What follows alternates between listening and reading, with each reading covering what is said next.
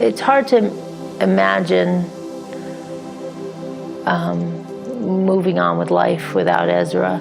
It feels like we lost everything. Ezra was like a big, huge part of our family. He was like the life of our house. It was hard. It still is hard. Ezra was very present in our family. He was always home. He brought his friends to our house. He would come dancing down the steps and smile and try to make everybody around him smile. He wanted everybody to be happy. Ezra chose a yeshiva here in Israel that combined chesed with learning and tulim. And he really wanted to come to this program, Ashreinu, because it had a lot of different options for chesed. And he had gone to Ashreinu without knowing anybody. And he was just, finding his group and feeling happy with his friendships. Ezra was the life of the party.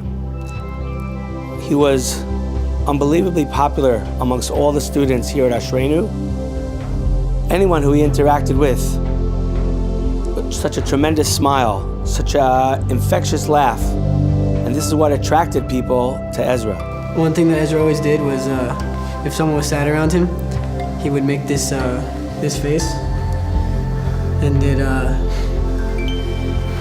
it would always make just everyone smile and laugh and not be sad anymore.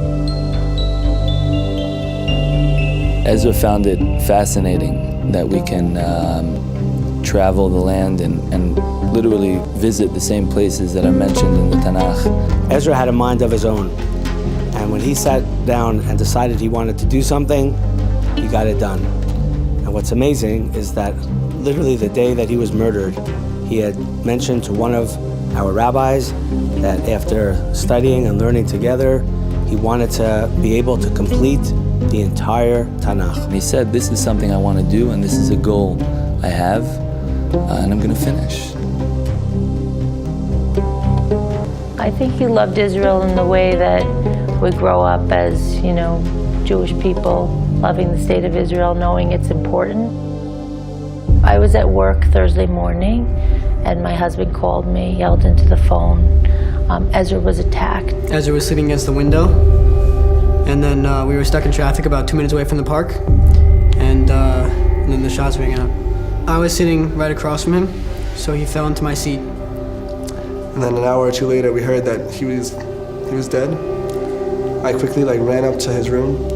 I was lying on his bed, and I looked under his pillow. I saw a Tanakh. Every night since then that I spent in yeshiva, I've slept in that bed. I was looking around at all of his things, and I just knew that I would never see him again. I couldn't believe it. I didn't want to believe it. We just cried for days. We just cried and cried and cried. I feel like any minute someone's going to come to me and pinch me and say this has just been a nightmare, and it's just not true.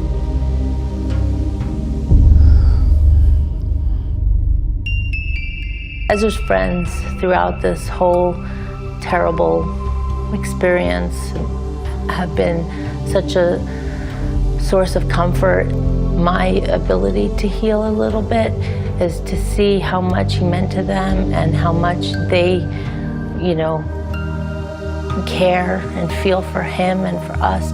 Every time I'm learning something in Tanakh, or every time I'm going to do a chesed, or every time, even just in yeshiva, a lot of times I just think about him, like, wow, I really miss him. And I think that someone who is just so amazing and someone who is making such growth and such strides, there isn't anything that can really embody him other than what he loved to do. I feel like the way for us to really continue Ezra's legacy, to start a track in his memory of learning Tanakh from the beginning till the end, combining it with weekly tiyulim.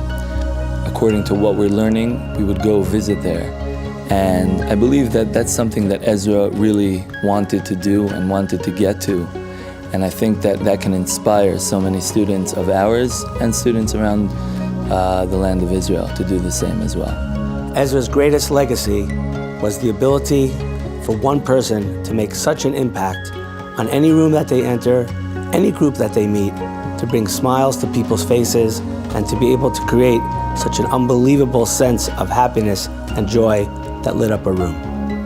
It makes me appreciate life a lot more, and it always makes me want to be happy. Like, there's no time to be sad or mad. Like, smiling is always the best thing to do. He loved just being goofy and making people smile. You know, look, I'm smiling just remembering him.